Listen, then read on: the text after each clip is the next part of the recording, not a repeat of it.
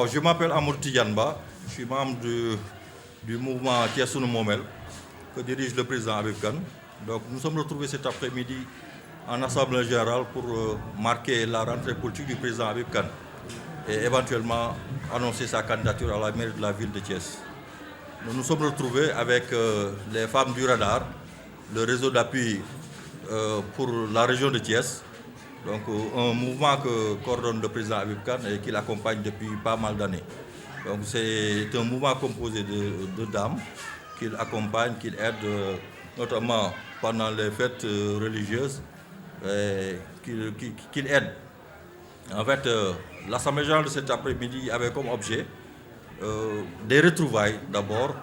entre le président Habib Kane et sa base affective, qui sont les femmes de Thiès, et marquer également sa candidature à la tête de la mairie de ville. Donc nous nous sommes retrouvés pour ces événements. Oui, effectivement, le président Habib Kane vient d'annoncer tout à l'heure sa candidature à la mairie de la ville de Thiès. Donc c'est un message de rassemblement parce que c'est quelqu'un qui a un vécu politique, qui a un vécu social également, qui a aidé la ville de Thiès depuis pas mal d'années, comme je l'ai dit tantôt. Donc c'est un cri de cœur qu'il a lancé tout à l'heure parce que, en fait, pour qui connaît le président Habib Kane, c'est qu'il n'a aucune responsabilité étatique. Il n'est ni maire, ni ministre, ni député, mais c'est quelqu'un avec ses moyens personnels qui aide la population thiessoise. Et Thiès s'est dit qu'en fait, quelqu'un qui les aide avec ses moyens personnels, si demain il est porté à la tête de la ville de Thiès, donc il leur sera beaucoup plus utile. Oui, comme le dit assez souvent le président Habib Kane, lui, sa coalition, c'est les populations de Thiès. Hein. Donc lui, il tend la main aux populations thiessoises qui sont les véritables décideurs. Les populations vont décider et ce sont eux qui votent. Donc, en fait, s'allier avec la population, c'est la meilleure méthode d'accéder à la tête de la ville de Thiès. Son leitmotiv, c'est le social. Chez lui, politique rime avec social. Quand on n'aide pas les populations, quand on leur est d'aucune utilité, on ne peut pas prétendre demain à leur suffrage. Donc c'est quelqu'un qui s'adosse sur le social, sur le vécu des populations thiessoises. Pour qui connaît le président Habib Kane, c'est que le président Habib Kane n'a qu'un seul objectif, c'est de répondre à la commande citoyenne. Et la commande citoyenne de nos jours, c'est le social. Absolument, absolument. Je le taquine souvent en disant que le président Habib Kane, c'est une machine à projet. Donc c'est quelqu'un qui est porteur d'excellents projets, des projets novateurs pour la ville de Thiès. Le moment venu, nous vous exposerons notre feuille de la vision du président Habib Kane pour la mairie de ville. Bon, vous remerciez d'abord, vous, de la presse, et remerciez également toutes les militantes et militants qui ont répondu massivement aujourd'hui à l'Assemblée générale du mouvement Thiès Momel. Et vous donnons rendez-vous très prochainement pour une grande mobilisation. C'est Dr Ibrahim Ivoad, je suis thiessois et je suis médecin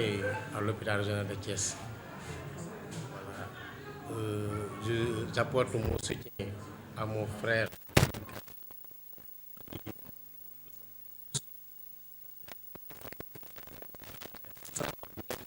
Sur le plan de Thiès. Donc je suis très à l'aise de le soutenir pour atteindre ses projets. Et que, comme je l'ai dit tout à l'heure, je le soutiens et je suis derrière lui. Bon, comme vous le savez tous, le frère Habib Kane, il dit que c'est le social. Avant, il a beaucoup travaillé comme je l'ai dit, sur le plan social. Il a organisé pas mal de journées de consultation gratuites pour les sujets âgés, pour les enfants, pour les personnes retraitées, pour les femmes. Et moi-même qui suis au niveau de l'hôpital régional de Thiès, chaque jour il m'apporte chaque jour il amène un patient. Chaque jour il amène un cas social au niveau de l'hôpital et qu'il me le confie. Donc c'est un homme social. Il y a celui qui fait beaucoup de social. Et vous savez que pendant les manifestations religieuses, là il est présent. Pendant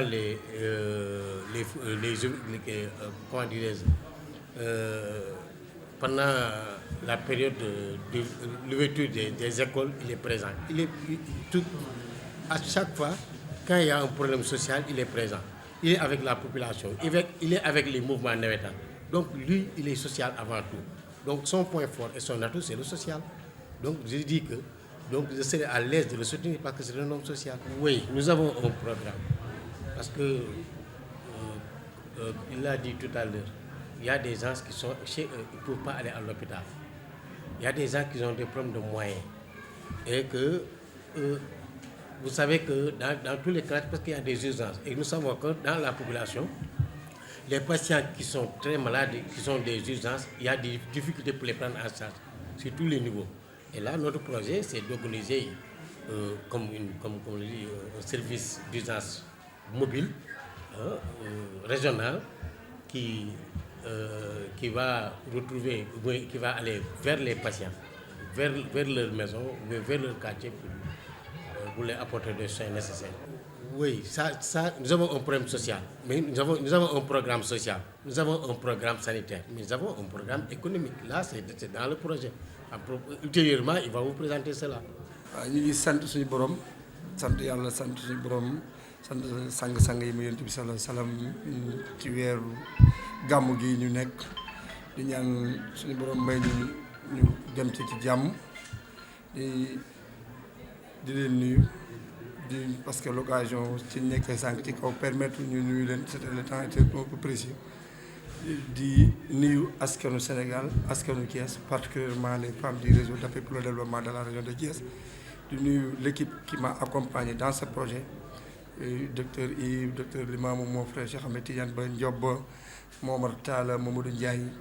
Birane Khady Aïda Aïcha Diène Aïcha Aw du moins ak ñoom Pa Khalis Samb ñoom ñëpp maa ngi nuyu ku lim juum mais maa ngi nuyu toute l'équipe bi nga xamante ni def na composition bi tey ba ñu am cette réussite totale dans cette journée pour lancer suñu activité AG bi ñu doon def ci mouvement Thiès suñu moomeel bi nga xam ni ñu nag yéen ci bokk parce que là on est en face des journalistes locaux parce que ni li ñu doon def tey ëppale wu ñu leen ci parce que vous êtes dedans. liggéey bi ce n'est rien xam nga Tidiane wax na ko sànq wax nañ ko keneen wax na ko ñun notre coalition au sein yaakaar naa ni tey mosoo leen a toog ci salle benn mouvement di déclenché te amoo leen aperçu fi mu jëm wala moom waxul fi mu jëm mosul am. vous êtes des journalistes vous fréquentez partout fépp ngeen dugg xam ngeen les réalités qui se posent dans l'arène politique mais xam ngeen ni ku fi lancé sa mouvement tey wax na ni fii la jëm wala indi na leader bu mu teg ci wetam boo xam da lay wan ni moom lay àndal mais ñun notre coalition c'est la population. y compris vous en personne. Il y a deux questions différentes par rapport à l'aspect économique ak aspect bi ngeen di wax muy ñi doon def social te bàyyi te perte mooy souvent dans mes discours yàgg ngeen ma ko tàllal ma leen wax naan kuy naxee bul bañ ko la nax parce que ñi doon def social di ko forcer pour am une visibilité totale pour nit ñi mën leen topp ñu am benn riir boo xamante ni dañ ci am ay ndombal tànk mais bu fekkee ki leen ko jox bu fi jógee kooku ñoom ñootuñu fa taxaw c'est automatique. moi maag ñi ngay wax ñooñu maag ñoo ma fi nekkandoo woon man ma gëm loolu ne j'avais qu'un seul bailleur un seul président qui s'appelle Serigne Babacar Sy boobu ba léegi ma nekk dans cette dynamique mais man jëlee ma fii yóbbu ma VAR du yomb kon je l'ai dit tantôt démb ak journaliste man ki ma réew bu VAR mooy Serigne Babacar mais c'est pas la population actuellement vivant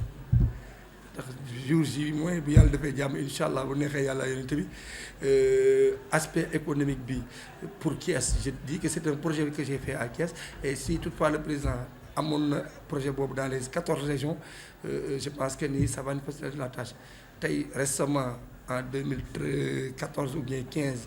am na ci ay journalistes yi ma ci xam yoo xam ne ñoo kon nañ ci ñëw cérémonie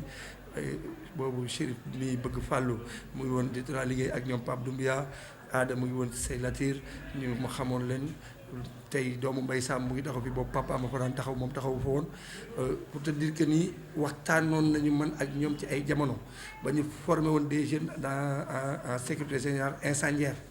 ces jeunes là tey la majeure partie parmi eux recruté na leen ñii ñu ngi aéroport ñi ngi dans les autres services c'est 450 jeunes que j'ai formés une fois benn 8 mars ma naam mës naa ma am une fierté totale ñu ñëw gaari seen oto seen rowaale xamal ma ni tey aujourd'hui su fekkee nekk nañu ay salariés c'est à travers la formation que j'ai fait pour eux ba jox leen seen attestation je pense que ni loolu c'était vers les années 2015 su ma juumul un an après on a formé aussi d'autres jeunes dans le secteur domanial 450 jeunes pour le secteur domanial bi nga xamante ni ñëpp xam nañu c'est le foncier mooy dundal dëkk mais ñun Sénégal problème bi mooy dañoo négliger foncier bi par rapport aux taxes des impôts et domaines parce que kenn fayatul mais bu nit ñi doon fay sax peut-être état Sénégal du am yenn problème bi sax bay na bi xaalis parce que li ñuy fay ci ñun lay ñëwaat te ñun ñoo ko moom ñoo koy jëlaat suñu bopp ñoo koy joxe ñoo koy jël si waat j'ai formé pratiquement 450 jeunes dans ce secteur pour que ñu mën a jaar def le tour des maisons à Thiès comme exemple ma fa la benn synthèse rek c'est 400 jeunes là suñu fekkoon tey tu vois que ni da nga gis benn kër boo xam ne y a 14 appartements ou bien 8 appartements yoo xam ne ku ci nekk amul kayit tey ces personnes là boo ñëwoon les constats de mise en valeur de leur parcelle ku ci nekk defal ko un document administratif di ko fayloo 1000 francs par mois ça fait 12 000 en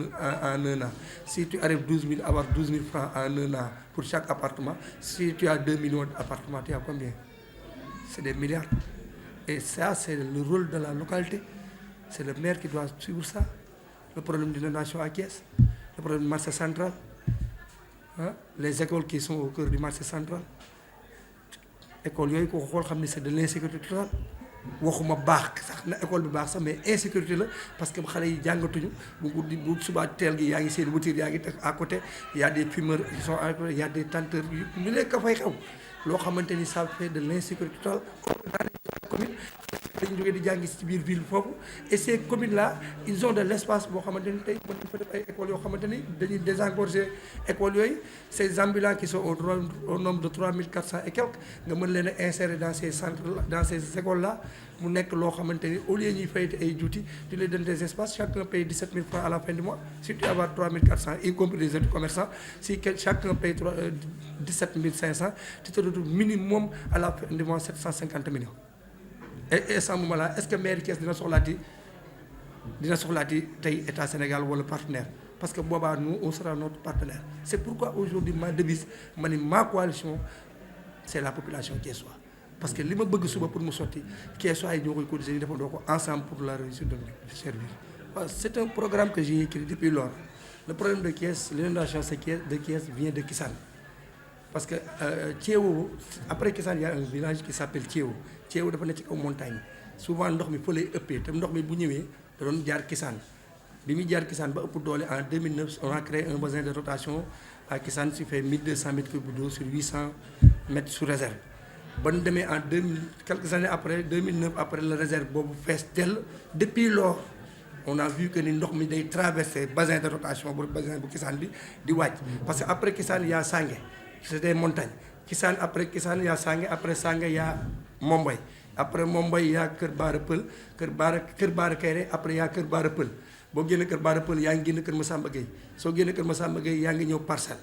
boo ñëwee ba Parcelles ndox mi bu ñëwee gis nga amatu fu mu jaar parce que ndox mi du taa Parcelles du taa mais da ngay gis ndox mi day jàll dina ñëw ba hôpital régional jàll noonu te li karo jàll ba ñëw ba ci miiru opérationnel ci morgue bi tu vois que ni foofu la am regard bi nga xamante ni moom moo doon recevoir ndox mi di décentraliser ndox mi muy jaar ñaari vannes yi ba regard boobu moo am problème ba tey ñu ni Guy Sombel murit ga yoonu ndox la non Guy Sombel murit ga mësul nekk yoonu ndox parce que ndox mi fi mu doon jaar di ko romb moo fa jaaratul moo tax boo xoolee ci miiru morgue bi net regard bi fa nekk bu nawet jotee day mel ni genre jet d'eau ndox mi day dal ci kaw di jóg bu jógee moom mooy jaar ci biiru morgue bi xotti tali bi daal dugg biir Guy Sombel jaar murit ga une partie beneen partie bi moo ñëw ba ànd Sëñ Fallou bu ñëwee ba ànd Sëñ Fallou wër giratoire bi daal di jël yoonu baaru leyti bi bii jël yoonu buntu depot bi bii jël yoonu xabru bi ñu daal di tase bii jël yoonu commandage baaru leyti moom mooy ñëw ba jaar ginnaaw aw baaru leyti aw ci ginnaaw noonu jaar yoonu tribunal traversé mur tribunal bi noonu jaar mbedd sapeur pompier bi jaar kër Garmi Fall daal di génn bii ci des nii mooy traversé dem ba une partie dem ba boori marché mu sant ci station bu yàqu bi continuer mbartal gi lii di mën a jàdd à gauche jël yoonu sapeur leneen di continuer dem ba angle mël daal di dem tuppaleen daal di génne koppe daal di génne di fukki bunt fekk fi docteur Ndiaye nekk c'est-à-dire ndox mi yëpp benn trajet lay topp boo xam ne ni descente lépp loo seen mu doon leen yoon rek descente lay topp te boo xoolee tali li tax ñu yàqu gasoil du baal tali te ñun oto yi Sénégal oto yëpp dañuy sànni gasoil bu waddee ci kaw tali bi mën na ci nekk ci kawam di ci dund nawet bu ko ca fekkee ndox mi acide la day dugg ci biir bu duggee ci biir da koy ubbi c'est pourquoi loolu bi Babacar Diop di defar tali bi nekk su ma juumul wetu kër Siré Dia waa Aiglon moi j'étais là-bas et j'étais présent et souvent li dal loolu mooy li tax ñu naan Eiffage entreprise du Sénégal Eiffage moo ci ëpp fulla parce que Eiffage du jaaxaanewul liggéeyam parce que day bëgg toujours dans le travail les bureaux de contrôle s'impliquent di leen imposer le contrôle qu'il faut bi ñuy commencé travaux yi j'étais là-bas tali du ay ñëw rek def dégradé daal teg sa xëy na nag moom lañ jàng moo tax ñu mën ci wax mais tali ku koy defar il faut nga dem ba ci fouille bi boo jógee ci fouille bi ñi ngay doog a def nag daal di boo paree ci fouille bi ci ngay daal di commencer nag les autres étapes ay étapes la boo defee fouille ba pare boo paree da nga war a def fondation soo defee fondation boo pare da nga war a def sol ciment ci kaw fondation bi soo defee sol ciment ci kawam da nga war a def imprégnation bi sablé ko pour mu am un col boobu nag moo lay permettre bu ñu koy nettoyer pour mu set nga daal di ci doog a mën rek bitumaat ko daal ci nekk sa arrobé boo dee sa arrobé fini léegi nag foofu la tali bi taxawee parce que li ci suuf dee na ba pare il faut mu dundaat pour mën a téye li ci kaw mais bu fekkee da ngaa ñëw rek dajji li ci kaw xoos rek tegaat ko am 15 25 xam nga 15 25 ñun dañ koy liggéey ni tali 15 25 c'était pas prévoir ñu ko ci tali ci biir dëkk 15 25 duñ ko prévoir ay zone d'inondation yu mag yi tubaab bi ñu njëkk fii liggéey bu njëkk pourquoi ñu def boo xoolee tey tali chemin de fer yi ni mu mel noonu ñu génn ci nga gis xeer yu mag yooyu ñuy wax ay 15 25 parce que auparavant loolu amoon avec la nouvelle technologie ñu dem ba andi ay machines yoo xam ni day tas yeneen xeer yi ñu mën ci am 15 25 01 03 08 et cetera moo tax tey problème inondation ay Thiès pour régler ce problème c'est pas diable mais il faut des raccordements mënuñ suñu ko d'abord mais on va avoir des raccordements parce que bi ma lay wax noonu suñ ko ubbi woon tey bi nekk hôpital régional ubbi ko de la gauche vers la droite ou bien de la gauche ak la ligne continue day joindre tey Place de France et je demande tout souvent xaw ma ndax yéen xam ngeen ci dara wala déet est-ce que xam ngeen yéen Thiès ñi fi nekk journaliste yi taxaw di ma jàkkaarloo ma est-ce que xam ngeen Mikalaan lan moo fa ne Mikalaan fii G2 bi nekkoon lan la exactement non du canal Mikalaan li fa nekk bassin de rotation la bassin la réception la day réceptionner di centraliser maanaam ndox miy jógee ci canal bi traversé ni auparavant lorsqu'on était jeune da daan jaar ñun bu ñu nekkee xale dañ daan dem kër Alaaji Baara ci buntu kër gi di foofu di football ci biir dañu daan soit sama yaay daf lay yow Serif sa yaay da lay yónni marché man sama yaay yónni ma marché ñu ànd ñu déparé foofu may nga yéeg ci kaw daw man ma dugg ci canal bi daw ñu tase marché te boobu dañu daan traversé Mikalaan te Mikalaan en 82 83 suuf daan ndox mi bu daan salté dañuy ubbi G bi ci suuf dañ koy ubbi ndox mi surux daal dem kenn mësu ko débouché war na ko mën na ko bañ a xam tax mën na ko bañ a xam parce que xam nga souvent nekk Thiessois ça veut dire que tu n'as pas grandi à Thiès xam nga tey man quelqu'un moi je suis né à Thiès en 1974 j'ai quitté à Thiès en 1985 je suis revenu en 92 de 85 à 92 su ma jàppoon ni nekkuma Thiès du ma jéem a xam-xam dara Thiès mais je me suis dit que ni je suis Thiessois c'est pas que j'ai quitté en 85 pour atterrir j'étais dans les villages Gossas laa jàngee mënoon naa ne Gossas laa ne du ma mën a xam dara mais après bi ma ñibbisee en 92 ma jaar sama palmarès dem armée et cetera nekkee fonctionnaire ba ni ma ci jógee ba ni ma ñëwee Thiès dafa ma mës a ñor sama esprit revenir ci li ma fekkee de ma naissance jusqu'à 85 après ma jéem a xool nag de 85 à 92 lan moo fi xew lu ma fekkewul woon pour ma xam ko léegi nag daal di continuer sama chemin c'est ce qui m'a permis de avoir aujourd'hui cette notion mais tey Thiès problème inondation bi c'est réglable il suffit tout juste de créer problème inondation bi ça règle l'emploi des jeunes à Thiès actuellement il y a combien de jeunes qui chôment il y a combien de Jakartaman qui fait rien tey nga dem dans le bassin de rotation de Kissane problème inondation bi nga wax le bassin de rotation de Kissane il suffit tout juste tey ñu régler ko mën na nekk bassin de rotation de Kissane bu ñu ko arrêté régler rek mën nañu régler problème mu Thiès bassin de rotation nan lañ koy régler mooy que ni créer des emplois prendre maximum 6000 jeunes comme je l'ai dit tantôt bi ñu nekkee man a yéen avec le maire Alioune Sarr wax naa ko parce que il suffit tout juste parce que je sais que ni pour ce projet Alioune Sarr ne va pas dire ñett da ciy d'accord parce que bëgg na Thiès jëm kanam bëgg na dëkk bi dox te li ñu bëgg mooy pour loolu mën a am on a besoin que l'État accompagne dans ce projet man de en tant que tel sans que je puisse être maire si l'État du Sénégal le président de la République donne son avis favorable par rapport à ce projet demain si j'arrive à avoir l'avis favorable du président de la République durant 3 mois en début d'année scolaire je pense que ni s'il y a l'entrée des classes pour les élèves il y aura l'entrée de l'emploi pour les jeunes dans le projet de Kissane donc xam nga bu loolu mooy coalition bi rek ci nga jëmaat Je pense que j'étais très clair. Ma coalition, c'est la population.